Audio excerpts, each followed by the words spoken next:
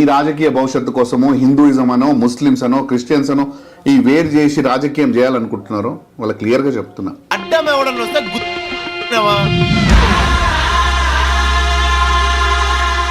దైవాన్ని మధ్యలో తీసుకురావడం, కులాన్ని మధ్యలో తీసుకురావడం, కుటుంబ పాలన కావడం, ఇలా రాజకీయ వ్యవస్థ అనేది నడుస్తుంది అని మీరు నమ్ముతారా? అసలు నమ్మిన తర్వాత దీనిపైన మీరు ఎలా స్పందిస్తారు? ఒక విషయం చెప్పాలంటే ఒక కులానికి ఒక మతానికి రాజకీయాలతో సంబంధం లేదు.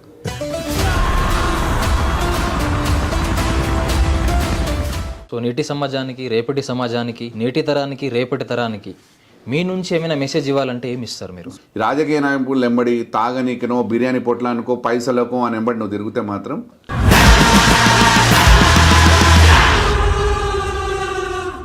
ఎవరు వచ్చినారే ఎవ్వరు అపోజిషన్ లీడర్స్ అయినా లేకపోతే పబ్లిక్ అయినా సరే నన్ను గుర్తుపట్టేటాడు మైపాలన్నా కరెక్ట్.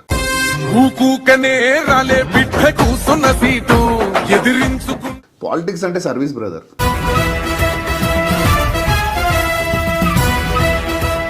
సో రాత్రి లీడర్లు ఏదైతే డబ్బులు తీసుకొని మారిపోతున్నారో వాళ్ళ రాజకీయ జీవితం ఖరాబ్ అయిపోతుంది. నేను క్లియర్గా చెప్తున్నా.